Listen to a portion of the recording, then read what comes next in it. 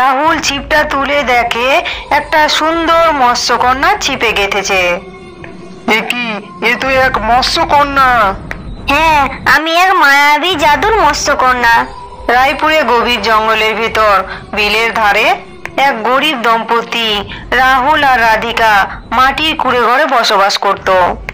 রাহুল জেলে সে বিলে থেকে মাছ ধরে সংসার চালায়। কিন্তু একদিন সেখানে আসে আমি নামে ডাইনি। আমার না আছে রূপ পরিবর্তনের ক্ষমতা, আর না আছে সর্বশক্তিমানের ক্ষমতা, শুধু আছে শরীরে প্রবেশ করার ক্ষমতা। এই নিয়ে আর কদিন চলবে? আমায় সর্বশক্তির অধিকারী হতেই হবে। শুনেছি নাকি এই বিলে জলপরীরা থাকে। আমি যদি কোনো জলপরীকে ধরতে পারি, তাহলে তার রক্ত চুষে আমি হব এই মায়াবী শক্তির অধিকারী। তারপর থেকে ডাইনি ওই বিলের পাশে এক নিম গাছে থাকতে শুরু করে। এমনই একদিন সকালবেলা রাহুল যখন মাছ ধরতে যাবে তখন গিন্নি, ও গিন্নি, আমি চললাম, দেখি বিলে গিয়ে কটা মাছ পাই। আজকাল তো বিলে ভালো মাছও পাচ্ছি না। কি করে যে সংসার চালাবো কে জানি। হ্যাঁ গো, আমাদের অভাবে সংসার। উপরওয়ালা যে কবে মুখ তুলে চাইবেন জানি না। তারপর রাহুল ছিপ নিয়ে বিলের ধারে গিয়ে ছিপ ফেলতে শুরু করে। কিন্তু তার ছিপে একটাও মাছ ওঠে না। এভাবে সকাল পেরিয়ে বেলা গড়িয়ে যায়। সেই সকাল থেকে ছিপ নিয়ে বসে আছি, একটা তো আজ মাছও পেলাম না। মাছ না পেলে তো আজ চালও কিনা হবে না। হে প্রভু, দয়া করো। এই কথা শেষ হতেই রাহুলের ছিপে খুব জোরে একটা টান পড়ে। ছিপে মনে হয় খুব বড় মাছ পড়েছে। ছিপটা খুব ভারী, বড় মাছ পড়েছে। ও, যা হোক করে তুলতেই হবে। রাহুল ছিপটা তুলেই দেখে যে একটা সুন্দর মৎস্যকন্যা ছিপে গেঁথেছে। এ কি? এ তো এক মৎস্যকন্যা। হ্যাঁ, আমি এক জাদুর মায়াবী মৎস্যকন্যা। আমার মা আমাকে বিলের ধারে আসতে মানা করেছিল। দয়া করে আমাকে ছেড়ে দাও, আমায় মেরেও না, ছেড়ে দাও আমায়। তুমি কথাও বলতে পারো? আমি তোমায় মারবো না গো, দাঁড়াও, বংশীটা আমি এখনই খুলে দিচ্ছি। ধন্যবাদ বন্ধু। যখনই তোমার দরকার হবে বিলের ধারে এসে মৎস্যকন্যা বলে ডাকবে, আমি তখনই চলে আসব। রাহুল বংশীটা খুলে মৎস্যকন্যাকে আবার বিলের জলে ছেড়ে দেয়। মৎস্যকন্যা মৎস্য রাজ্যে ফিরে গিয়ে সব কথা তার মা জলপরীকে জানায়। আমি তোমাকে কতবারও বারণ করেছিলাম, তারপরও তুমি বিলের ধারে গিয়েছিলে। এরপর থেকে তুমি আর কোনোদিনও বিলের ধারে যাবে না। না মা, আমি জেলে বন্ধুকে কথা দিয়েছি, যখনই আমাকে জেলে বন্ধু ডাকবে তখনই আমাকে যেতে হবে। কিন্তু মনে রেখো, কেউ যদি তোমার লেজ কেটে দেয় তাহলে তোমার কোনো জাদু শক্তি কাজ করবে না। এই জাদু মুক্ত তুমি হাতে রেখো। কখনো যদি তুমি বিপদে পড়ো তাহলে এই জাদু মুক্ত হাতে নিয়ে আমাকে স্মরণ করবে। এদিকে রাহুল মৎস্যকন্যাকে দেখে এত আনন্দ পায় যে সেদিন সে মাছ না ধরে বাড়ি চলে আসে। বাড়ি ঢুকে গিন্নিকে সব কথা খুলে বলে। আর এই সব ঘটনা গাছে বসে বসে দেখছিল ডাইনি। ও বাবা, মৎস্যকন্যার মেয়ে আবার এই জেলে বন্ধ হয়ে গেল। তার মানে আমি যদি কোনোভাবে এই জেলের বউয়ের শরীরে ঢুকতে পারি, আর মনে ইচ্ছে ঠিক একদিন পূরণ করবো। এর পরের দিন রাহুল জেলে যখন ছিপ হাতে নিয়ে আবার ওই বিলে চলে যায়, তখন রাধিকা রান্নাঘরে বসে রান্না করছিল। আর এই সুযোগে ডাইনি নিম গাছ থেকে নেমে রান্নাঘরে ঢোকে। তারপরেই ডাইনি রাধিকার শরীরে ঢুকে পড়ে। বিকেলেই রাহুল জেলে ঘরে ফিরতেই আমার ভালো লাগে না একদম এই কুড়ে ঘরে। মাটির দেওয়াল, ঘরের চাল আমার একদম ভালো লাগে না। কতদিন যে এইভাবে গরিব হয়ে কাটাতে হবে কে জানে। এইসব কি বলছো রাধিকা? হঠাৎ করে কি হলো তোমার? এতদিন তো এই ঘরে আমরা কাটালাম, কোনোদিনও তো এই কথা বলোনি। আমার বড় পাকা বাড়িতে থাকতে ইচ্ছা করে, ভালো ভালো সুস্বাদু খাবার খেতে ইচ্ছা করে। তুমি আজ থেকে আমি যা যা চাইবো তাই এনে দিবে, কথা দাও আমায়। জানি না আমি তোমার এইসব ইচ্ছে পূরণ করতে পারবো কিনা।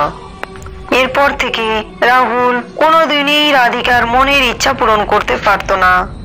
মাছ ধরলে বলতো দুটো আনো, আর সবজি কিনলে বলতো মাংস আনো, মিষ্টি কিনলে বলে চপ আনতে, ফল আনলে বলে ফুল আনতে। কোনো কিছুতেই রাধিকা আর সুখী হয় না। এইভাবেই দিন কাটতে থাকে। শোনো, আজ তুমি বিলে মাছ ধরতে গিয়ে মৎস্যকন্যাকে ডেকে বলবে আমাদের একটা মস্ত বড় পাকা বাড়ি বানিয়ে দিতে। না গিন্নি, সে পারবে না। আমার বন্ধুকে আমি এমন কথা কিছুতেই বলতে পারবো না। তুমি এমন আবদার কেন করছো বলো তো? তুমি ওকে প্রাণে বাঁচিয়েছো, এইটুকু তো মৎস্যকন্যা করতে পারে, তাই না? গিন্নির কথা শুনে রাহুল বিলের ধারে যায়। তারপর সে মৎস্যকন্যাকে ডাকতে থাকে। মৎস্যকন্যা, ও মৎস্যকন্যা, আমার কথা শুনতে পাচ্ছো? বলো বন্ধু, কি দরকার? আমার গিন্নি আর কুড়ে ঘরে থাকতে চায় না, দয়া করে একটা ভালো পাকা বাড়ি বানিয়ে দাও। ও এই কথা, আচ্ছা ঠিক আছে, তুমি বাড়ি যাও। রাহুল বাড়ি গিয়ে দেখে তার কুড়ে ঘর আর নেই, একটা সুন্দর পাকা বাড়ি হয়ে গিয়েছে। গিন্নি, আমাদের কুড়ে ঘর এখন পাকা বাড়ি হয়ে গেছে, এবার তুমি সুখী তো? হ্যাঁ, বাড়ি তো হয়েছে, কিন্তু কিছুদিন পর রাধিকার মনে হয় তার এমন একটা হাঁড়ি দরকার যাতে তার রান্না করতে হবে না। হাঁড়িকে বললেই মনের মতো রান্না হয়ে যাবে। মৎস্যকন্যার কাছে তুমি আবার যাও, বলো জাদুর হাড় দিতে, আমাকে যাতে হাত পুড়িয়ে রান্না করতে না হয়। তুমি কি পাগল টাগল হয়ে গেলে গিন্নি? তুমি কেন এমন অন্যায় আবদার করছো? তোমাকে আমাকে মনে হচ্ছে অচেনা লাগছে। রাহুল তার স্ত্রীকে খুব ভালোবাসতো, তাই তার কোনো কথা ফেলতে পারতো না। অনিচ্ছে থাকা সত্ত্বেও সে আবার বিলের ধারে যায়।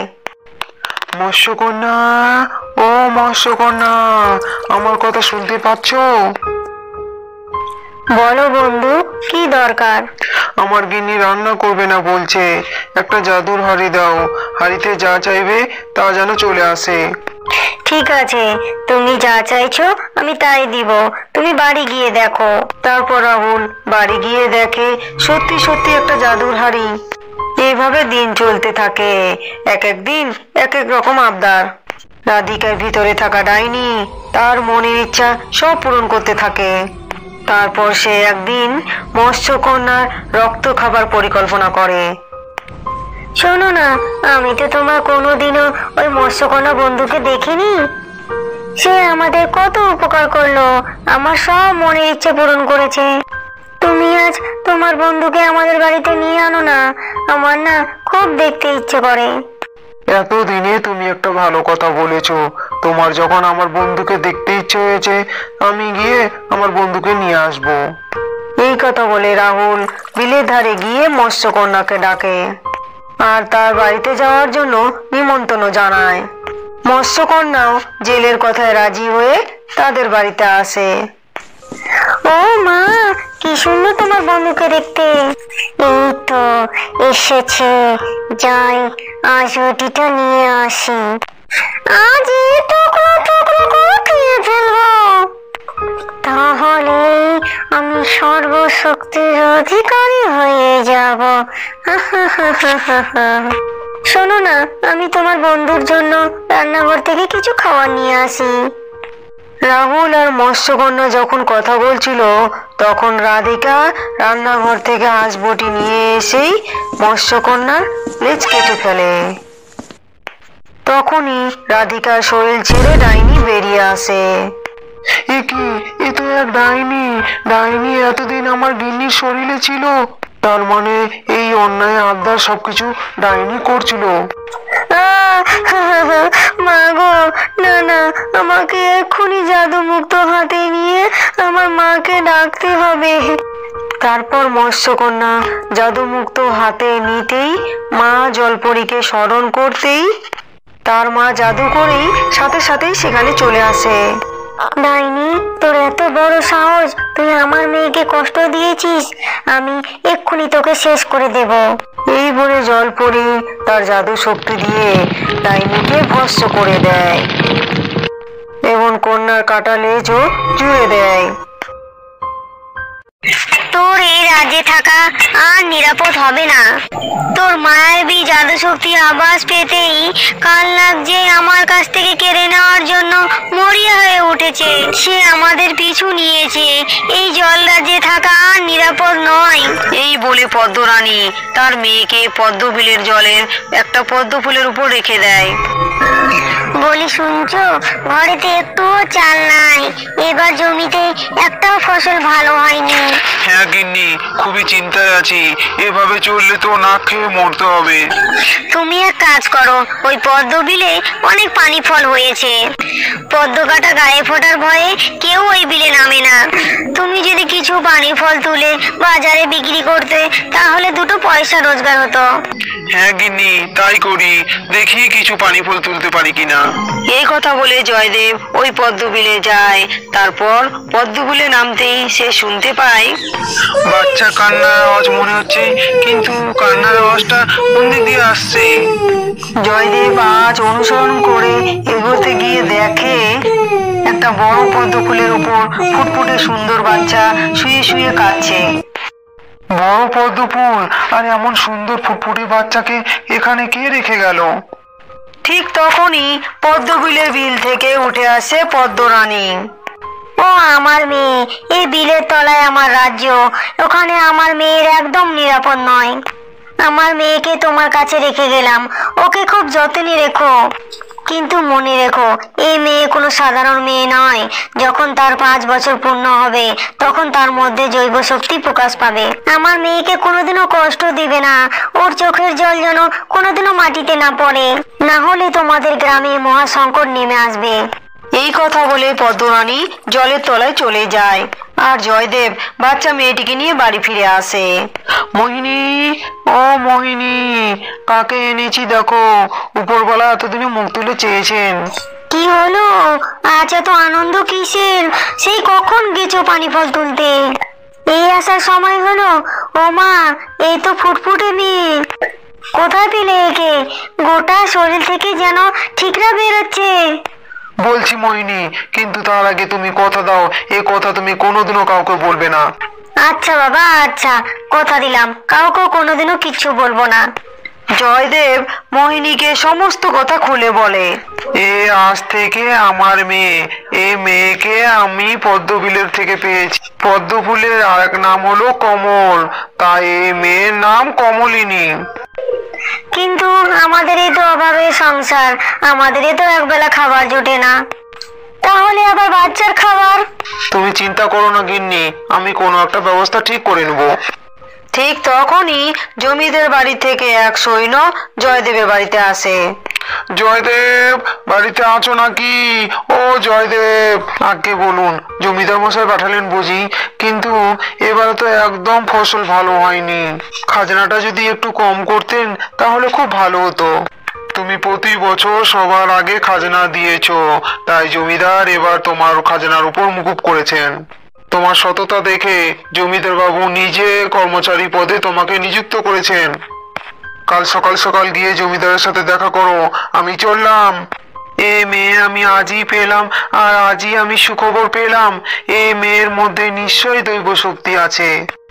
জয়দেব জমিদার বাড়ির কর্মচারীর পদে নিযুক্ত হওয়ার পর থেকেই তাদের সংসারের দুঃখ কষ্ট ও অভাব দূর হয়ে যায়। দেখতে দেখতে কমলিনীও বড় হয়ে যায়। এমনই একদিনই সকালবেলা গিন্নি, কমলিনীর 5 বছর বয়স পূর্ণ হয়েছে, ওর জন্য তুমি পঞ্চবেরি রান্না করো, কেমন? ওই দিকটা গিয়েছে, খোঁজো খোঁজো, পদ্মবিলে এভাবে ওরা পদ্মবিলের দিকে ছুটছে কেন? নিশ্চয়ই কোনো অঘটন ঘটছে, চলো তো গুনি দেখি গিয়ে। তখন তারা পদ্মবিলের কাছে গিয়ে দেখে পাশের বাড়ি অনুপ পদ্মবিলের জলে ডুবে গিয়েছিল আর সে একেবারে নিস্তেজ হয়ে পড়েছে। এই অনু, কি হয়েছে তোর? উঠে পড় না অনু, দেখ তোর ভয়ে সবাই কত কান্নাকাটি করছে। কমলিনী অনুর মাথায় হাত বুলাতেই পুকুরে ডুবে গিয়ে গিলে খাওয়া জল অনুর মুখ দিয়ে বেরিয়ে যায়। তারপর সে চোখ মেলে তাকায়। এই মেয়ে যে কোনো সাধারণ মেয়ে নয় জয়দেব, এই মেয়ে যে মা মহামায়া। দূর, কি যে বলো তোমরা, এসব কিছু না, এসব কিছু না। এর কিছুদিন পর গ্রামের একটি ছেলেকে কালকে উঠে সাপ কাটে। ওঝা ডাক্তার দেখিয়েও যখন তার প্রাণ ফিরল না, তখন গ্রামের সবাই বলে কমলিকে ডাকতে।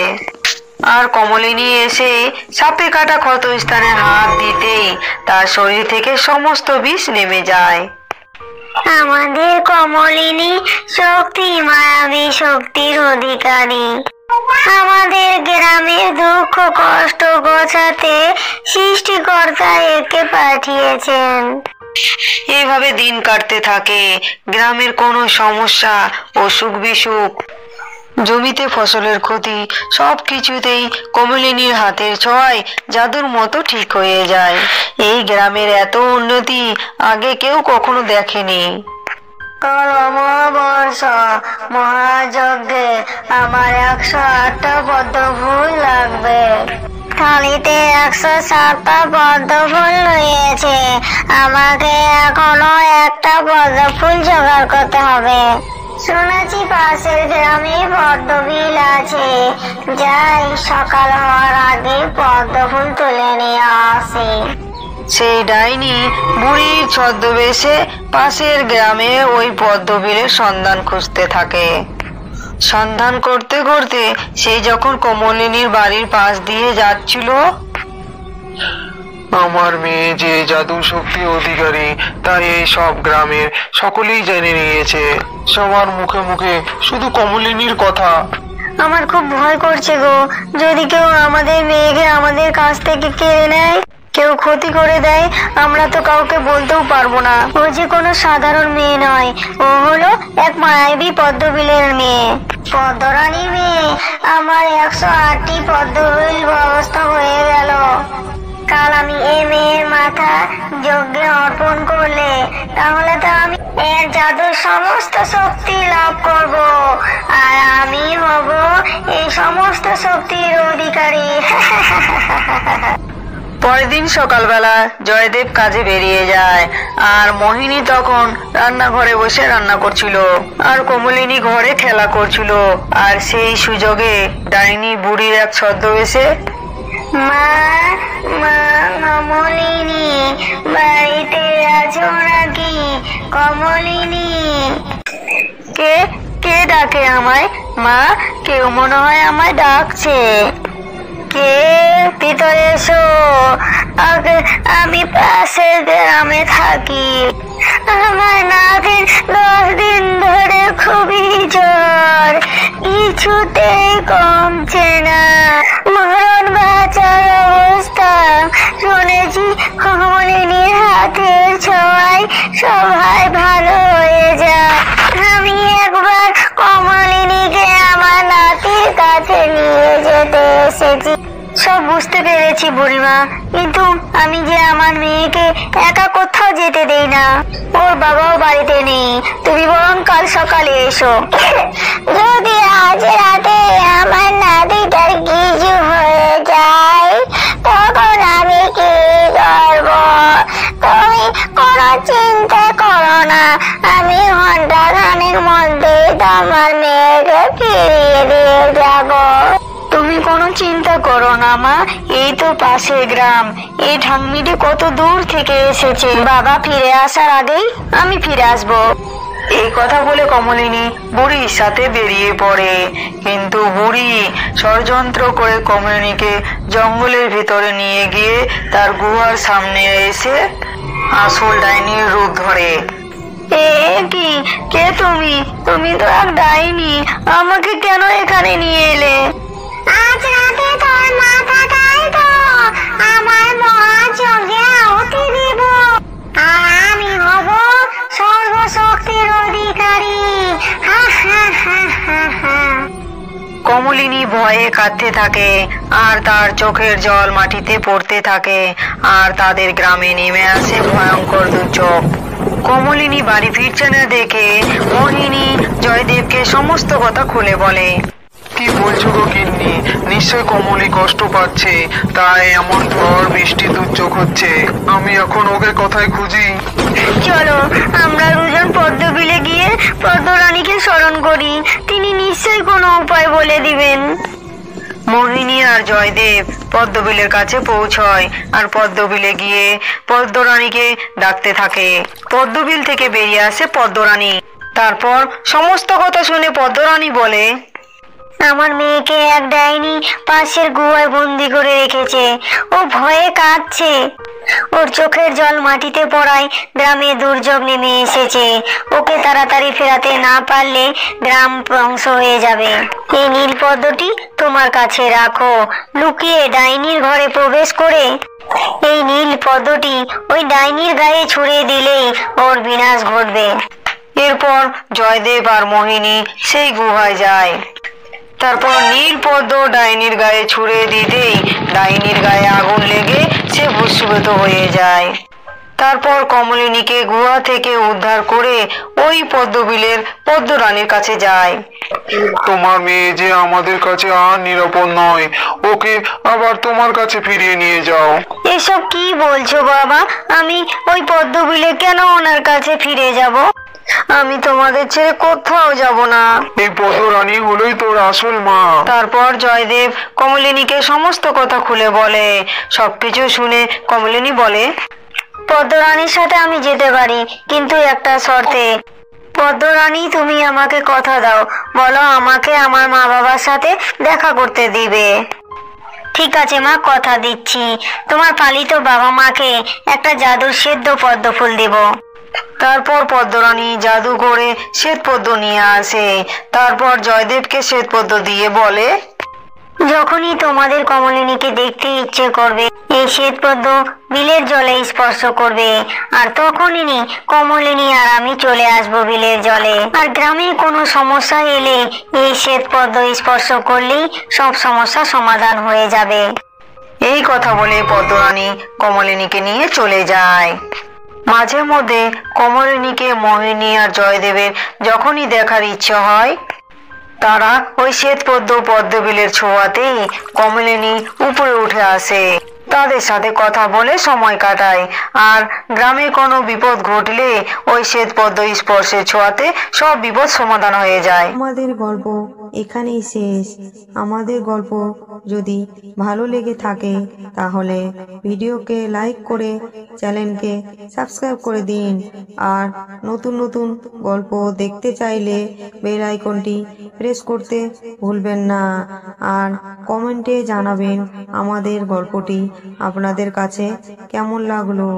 ধন্যবাদ বন্ধুরা, সকলে ভালো থাকুন।